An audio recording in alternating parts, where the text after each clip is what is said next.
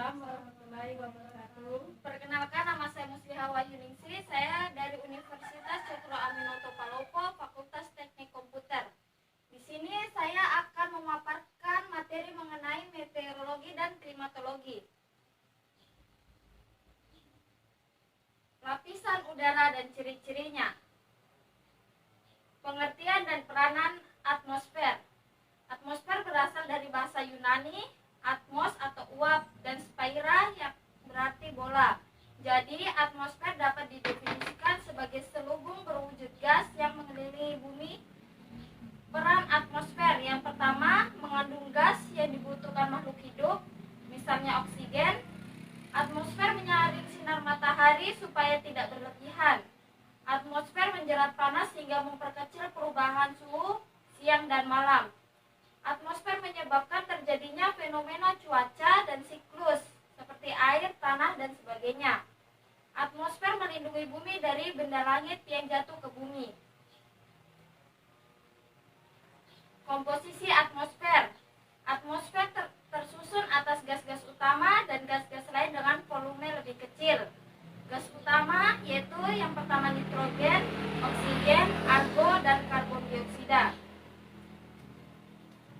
Kemudian gas lain meliputi neon, helium, hidrogen, krypton, metan, xenon, radon, dan ozonon.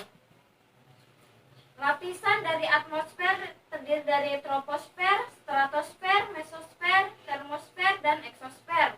Sedangkan lapisan dari geosfer, atmosfer, litosfer, hidrosfer, biosfer, dan antroposfer. Manfaat atmosfer bagi kehidupan. Yang pertama, menjaga kelangsungan siklus udara, menjaga suhu di bumi tetap konstan, melindungi bumi dari kejatuhan meteor, menahan sinar berbahaya dari angkasa luar, bermanfaat untuk pantulan gelombang radio sebagai media agar pesawat terbang bisa mengudara. Kemudian, unsur-unsur cuaca dan iklim. Yang pertama, insolasi. Yang kedua, temperatur. Ketiga, tekanan udara. Dan keempat, kelembapan udara.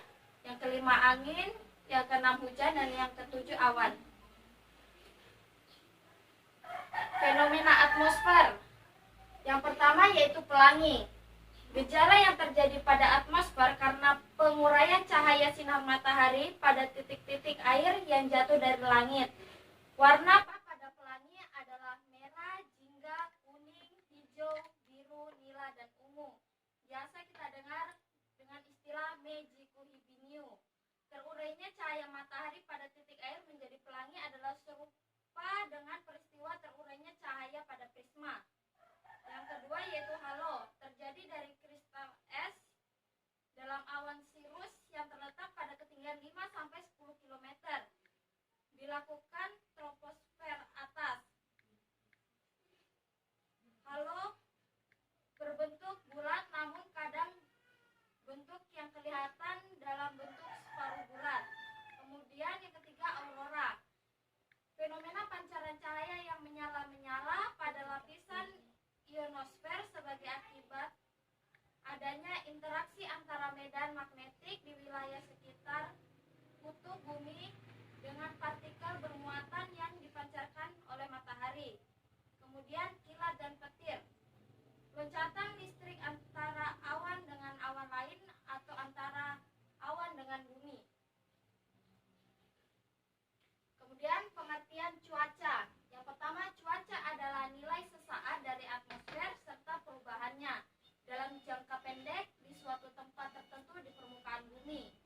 Cuaca adalah kondisi atmosfer yang berlangsung dalam waktu yang singkat dengan kurun waktu yang sempit. Cuaca merupakan peristiwa fisik yang berlangsung di atmosfer pada suatu saat dan tempat atau ruang tertentu. Contoh, suhu udara di Bogor pada tanggal 29 September 2017, jam 2 waktu Indonesia Barat sebesar 30 derajat Celcius. Pengertian iklim. Iklim adalah penyebaran cuaca dari waktu ke waktu dan termasuk di dalamnya harga rata-rata dan harga ekstrim maksimal dan minimum. Iklim adalah sintesis atau rata-rata perubahan unsur-unsur cuaca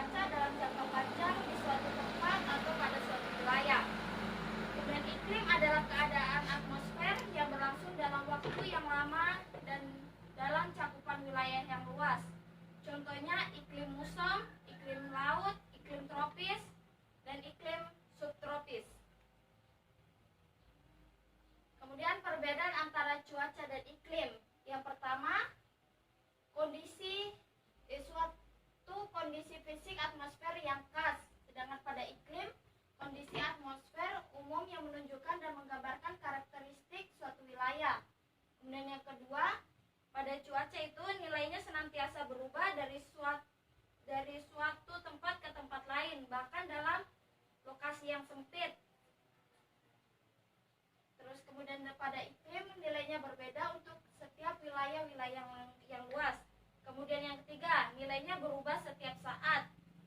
Sedangkan yang iklim perubahannya memerlukan waktu yang cukup lama. Yang keempat, pada cuaca, nilai numerik cuaca yang sama pada tempat yang berbeda umumnya menghasilkan karakteristik cuaca yang sama. Sedangkan pada iklim, nilai numerik iklim yang sama pada tempat yang berbeda umumnya menghasilkan karakteristik iklim yang berbeda. Kemudian yang kelima, pada iklim, pertumbuhan, perkembangan, dan hasil tanaman ditentukan oleh cuaca dalam suatu musim. Kemudian pada iklim, yaitu pemilihan tanaman yang cocok di suatu tempat ditentukan berdasarkan iklim di tempat tersebut. Kemudian yang keenam, menentukan perencanaan pertanian dalam jangka pendek terutama pada kondisi cuaca yang menyimpang. Pada iklim, menentukan perencanaan pertanian dalam jangka panjang. Data cuaca dan iklim serta penyajiannya. Yang pertama, data diskontinu.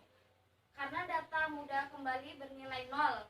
Unsur cuaca yang sifatnya diskontinu, bersipitasi, CH, embun, salju, dan penguapan. Penyajian analisanya dalam bentuk nilai kumulasi, sedangkan penyajian grafiknya adalah dalam bentuk kurva histogram. Terus yang kedua, data kontinu, karena datanya tidak mudah turun mencapai nol. Unsur cuaca dan sifatnya kontinu, suhu kelembapan, tekanan udara, dan kecepatan angin. Penyajian analisisnya dalam bentuk angka rata-rata atau angka sesaat, sedangkan penyajian grafiknya dalam bentuk garis atau kurva. Unsur-unsur cuaca dan iklim.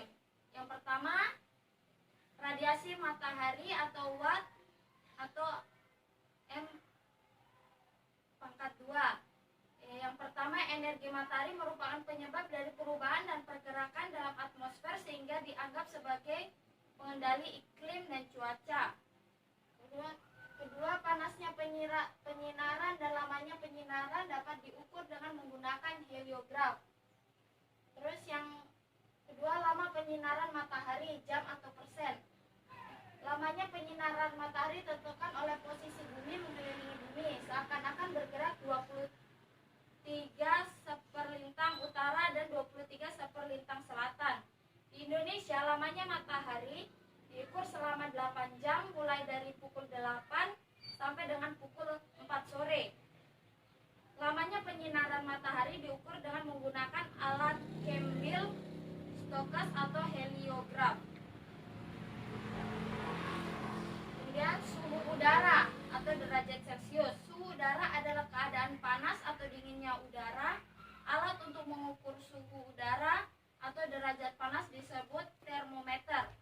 Faktor-faktor yang mempengaruhi tinggi rendahnya suhu udara suatu daerah adalah lama penyinaran matahari, sudut datang sinar matahari, relief permukaan bumi, banyak setidaknya awan, perbedaan lintang-lintang.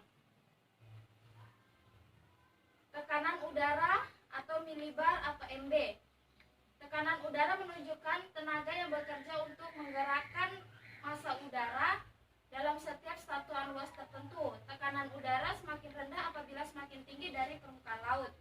Besar atau kecilnya tekanan udara dapat diukur dengan menggunakan barometer.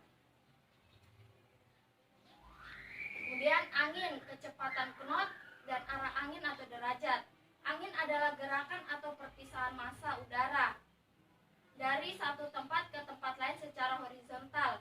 Ada 3 hal penting yang menyangkut sifat angin, yaitu kekuatan angin, kecepatan angin. Anometer adalah alat untuk mengukur kecepatan angin. Anometer biasanya diletakkan di area yang terbuka pada tiang yang tinggi. Kemudian kelembapan udara atau derajat. Kelembapan adalah banyaknya uap air yang ada di udara. Makin tinggi suhu udara, semakin banyak uap air yang dapat dikandungnya. Hal ini berarti semakin lembablah udara tersebut. Alat ukur untuk mengukur kelembapan udara dinamakan hygrometer dan physikrometer. Kemudian keawanan. Kumpulan titik-titik air di atmosfer tersebut disebut awan. ini kondensasi dalam bentuk titik air akan tampak seperti kabut yang rendah. Jika uap air memadat pada ketinggian sekitar kurang dari 11 meter atau lebih dari permukaan laut, uap air tersebut akan menjadi awan. Awan dapat dibedakan menjadi 3 tingkat berdasarkan ketinggiannya, yaitu awan tingkat tinggi dari 5 sampai 15 km, yaitu yang disebut cirrocumulus, cirrus, dan cirrostratus. Kemudian awan tingkat menengah 2 sampai 7 km. Yang pertama altocumulus, yang kedua altostratus, dan yang ketiga nimbostratus. Kemudian yang ketiga alat tingkat rendah 0 sampai 2 km disebut stratus, cumulus, dan stratocumulus. Kemudian presipitasi meliputi embun, hujan, salju yang disebut milimeter. Hujan adalah sebuah presipitasi berwujud cairan yang merupakan proses kondensasi uap air di atmosfer menjadi butiran air yang cukup berat untuk jatuh dan biasanya tiba di daratan.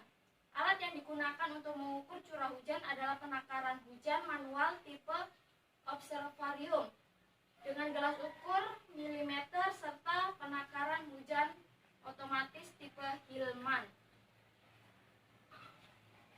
Faktor pengendali cuaca dan iklim.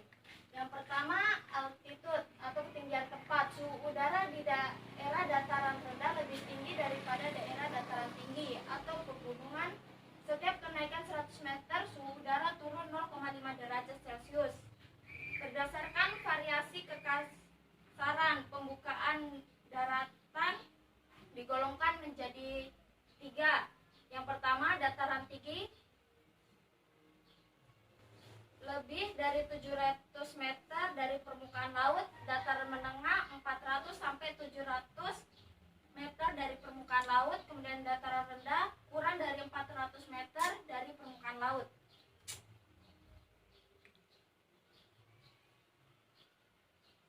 Indikatornya suhu pada dataran tinggi dia rendah, sedangkan pada dataran rendah dia tinggi. Kemudian pada tekanan udara dalam dataran tinggi itu dia menjadi rendah, sedangkan pada dataran rendah dia menjadi tinggi.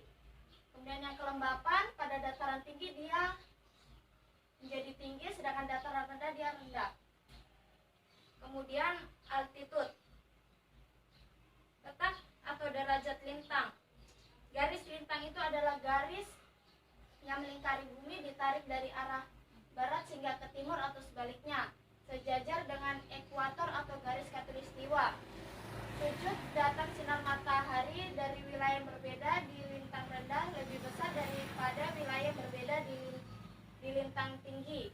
Di daerah khatulistiwa atau lintang 0 derajat, suhu lebih tinggi daripada di daerah subtropis dan tutup dan berpengaruh pada waktu penyinaran maksimal di mana periode siangnya 12 jam. Kemudian posisi terhadap lautan. Pergerakan air laut meliputi 1/4 dari total penyebaran panas untuk iklim di seluruh dunia. Suhu suatu perairan dapat mempengaruhi suhu udara di atasnya yang kemudian bersama membawa uap air atau udara lembab ke suatu daratan.